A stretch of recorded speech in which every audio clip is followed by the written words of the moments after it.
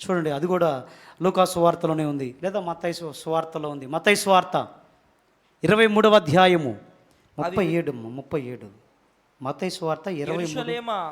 యెరూషలేమా యెరూషలేమా, ప్రవక్తలను చంపుచును నీ యొద్దకు పంపబడిన వారిని రాళ్లతో కొట్టుచును ఉండుదానా, కోడి తన పిల్లలను రెక్కల క్రిందికి ఎలాగు చేర్చుకొనునో అలాగునే నేనును నీ పిల్లలను ఎన్నో మార్లు చేర్చుకొనవలని ఉంటిని గాని మీరు వల్లకపోతిరి.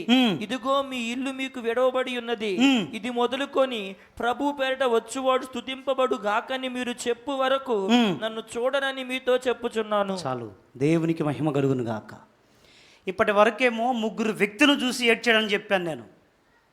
అందులో స్త్రీలు ఉన్నారు, పురుషులు ఉన్నారు. మరొక సందర్భంలో అయితే ఊరికి వెలపల నిలబడి ఒక పట్టణాన్ని చూసి ఏడ్చాడు, కేకేశాడు. ఎవరా పట్టణం అని అంటే యెరూషలేము. యెరూషలేమా యెరూషలేమా, ప్రవక్తలను చంపుచూ ఉండుదానా, కోడి తన పిల్లలను రెక్కల క్రిందకి పిలిచినట్లు నేను మిమ్మల్ని ఎన్నో మార్లు పిలిచా, అయినను మీరు వల్లకపోతిరి. యెరూషలేమును చూసి కూడా కేకేశాడు. ఈ కేక ఏ కేక అనంటే అపాయపు కేక. కోడి ఎప్పుడు పిలిచిద్ది? రెక్కలు చాపి తన పిల్లల్ని ఓరకనే పిలిచిద్దా? గద్ద గనక పైన ఆడుతూ ఉందనుకో, పిల్లలకు తెలీదు. ఆ పిల్లలు అమాయకంగా మేత మేస్తూ ఉంటాయి, అక్కడ ఎగురుకుంటా మేస్తూ ఉంటాయి. ఒక పక్క పిల్లల్ని కనిపెడతానే ఉంటుంది, అది మేత మేస్తూనే ఉంటుంది. మరొక పక్క ఆ పిల్లలకి పొంచినటువంటి ప్రమాదాన్ని కూడా తల్లి కోడి పసిగట్టి రెక్కలు చాపి ఇక అరవటం మొదలుపెట్టిద్ది. తెలివైన కోడి పిల్లలు అనుకో పరిగెత్తకుండా రెక్కల కిందకు వస్తాయి. ఆ గద్ద వచ్చి ఎత్తుకొని పోదాం అనుకునేసరికి ఈ రెక్కలు కప్పేసి అసలు కోడి పిల్లలు ఎక్కడ లేవు అన్నట్టు చేసిద్ది తల్లి కోడి. కొన్ని ఉంటాయి, దుష్ట పిల్లలు ఉంటాయి కదా, ఎన్నిసార్లన్నా కేకలై రా రా రా, ఎన్నిసార్లన్నా కేకలై ఈ రెక్కల కిందకు రావు. రెక్కల కిందకు రావు. రెక్కల కిందకు వచ్చిన పిల్లలకు క్షేమము, ఆ రెక్కల కిందకు రాకుండా దూరంగా అక్కడో దీని పిల్లలే కానీ వినవు, మాట అక్కడ ఉన్న పిల్లలకేమో అపాయం. ఎందుకు అంటే టక్మని వచ్చింది, ఆ గద్దె ఎత్తుకొని వెళ్ళిపోయింది. చాలామందికి రక్షణ పొందు అంటే ఇప్పుడొద్దు అనేవాళ్ళు ఉన్నారు. ఓకే, నాకేం నష్టం లేదు, నష్టపోయేది నువ్వే. ఎందుకు అంటే నీ కొరకు ప్రాణం పెట్టిన దేవుడు తన సురక్షితమైన రెక్కల క్రిందకు సంవత్సరాలుగా నేను పిలుస్తూ ఉన్నాడు. ఆ ప్రాణప్రియుడైనటువంటి యేసు తన గాయపడినటువంటి చేతులు చాచి, రండి లోపడిన ప్రజలారా, దినమంతయు మీ కొరకు చేతులు చాపుచున్నాను, రండి రండి రండి.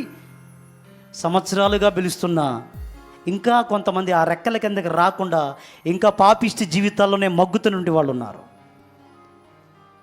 నువ్వు అట్నే ఉన్నావు అనుకో, ఖచ్చితంగా అపాయంలో పడతావు. ఎప్పుడు ఎక్కడ ఎలాగా నీ యాత్ర ముగించబడిద్దో తెలీదు కదా. యేసు పిలిచినప్పుడే, రెక్కలు చాచి పిలిచినప్పుడే నువ్వు ఆ రెక్కల కిందకు పరిగెత్తుకుంటూ వచ్చి, ఇది అపాయపు కేక, నా ప్రభు పిలుస్తున్నాడు. నేను ఈ కేకను కనుక లక్ష్య పెట్టకపోతే, ఈ కేక విషయంలో నేను స్పందించకపోతే నాకు నష్టం వాటిల్లిద్ది అని గుర్తెరిగి స్పందించామనుకో, నీకే భద్రత. ఇప్పుడు కాదులే అని ఆ తర్వాత ఏ క్రిస్మస్ వచ్చిందిగా అప్పుడు చూద్దాం కదా, నష్టపోతావు. కాబట్టి కేకలేశాడు, ఒక పట్టణాన్ని చూసి కన్నీళ్లతో కేకలేశాడు నా ప్రభు. అయ్యో యెరూషలేమా యెరూషలేమా, కేకలేశాడు, బాధపడ్డాడు. కాబట్టి ఈరోజు మనందరికీ పాఠం. అన్నా నేను ఆల్రెడీ రక్షణ పొందానన్నా, నువ్వు రక్షణ పొందావు, కానీ రక్షణ పొందని ప్రజల వైపు చూసి నా ప్రభు వేస్తున్న కేకలు నీకు ఇంకా వినపడట్లేదా? యెరూషలేమా నాడు యెరూషలేమని కేకలేశాడు కదా. అనుకుందాం, నువ్వు ఉన్న ఊరి పేరు పెట్టి ప్రభు పిలుస్తున్నాడు అనుకుందాం. ఉదాహరణకు అద్దంకి రా నా రెక్కల కిందికి అని పిలుస్తున్నాడు. నేను ఒక్కటి చెప్పా, నువ్వు ఏ ఊరి నుంచి వస్తున్నావో ఆ ఊరి పేరు పెట్టి పిలుచుకో, ప్రభు పిలుపు నీకు అర్థమైంది కదా. అవునా కదా? పిలిచాడా లేదా? యెరూషలేమా, అపాయపు కేక. కొంతమంది రక్షణ పొందారు, ఇంకా కొంతమంది రక్షణ పొందలా. రక్షణ పొందని వాళ్ళు అపాయంలో ఉన్నారు. ఈ రోజైనా ఆ కేక విని పరిగెత్తితే బ్రతుకు దినములన్నింట నెమ్మది ఉంటుంది. ఒకవేళ ప్రభుని పిలిచాడు అనుకో, పరదైసు నీ కొరకు, పరలోకం నీ కొరకు సిద్ధపరచబడి ఉంటుంది. రక్షణ పొందావు, రక్షణ పొందిన వాళ్ళకి వినపడదా పిలుపు? వినపడిద్ది.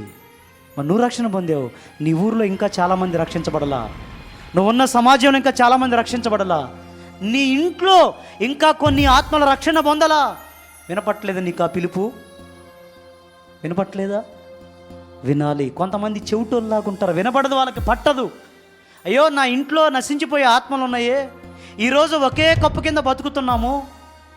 ఒకవేళ దేవుడు నా ప్రాణం తీసుకుంటే నేను రక్షణ పొందాను, నా ప్రాణం తీసుకుంటే నేను పరలోకం పోతాను, నా తల్లి నా తండ్రి రక్షించబడలేదు, ఒకవేళ ఇప్పుడు పిలిస్తే వీళ్ళు నరకానికి పోతారే, ఇక్కడ ఒకే కప్పు కింద బతుకుతున్నాం, అక్కడ వేరు వేరు స్థలాల్లో కాపురం ఉండాలి అన్న బాధ చాలామందికి లేదు.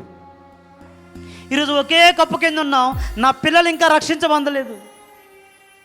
రక్షించబడలేదు. అయ్యో వేరైనటువంటి స్థలాల్లో వేరు వేరు స్థలాల్లో నివసించాల్సి వచ్చిందే, అది ఎంత ప్రమాదం అని చాలామందికి అపాయపు కేక వినపట్లేదు. ఆ అపాయపు కేక విన్నపడిన వాళ్ళు దేవుని పని చేయాలని రేపబడతారు. వినబడకుండా అనుకున్న వాళ్ళు అటుబడి ఉంటారు. అర్థమైందా? మీ అందరికీ ప్రేమతో చెప్తున్నా, మానవులు మన మన మన బంధువులే చాలామంది అపాయాల్లో ఉన్నారు.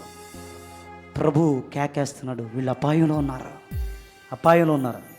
వాళ్ళ కొరకు చేయగలిగింది చేద్దాం.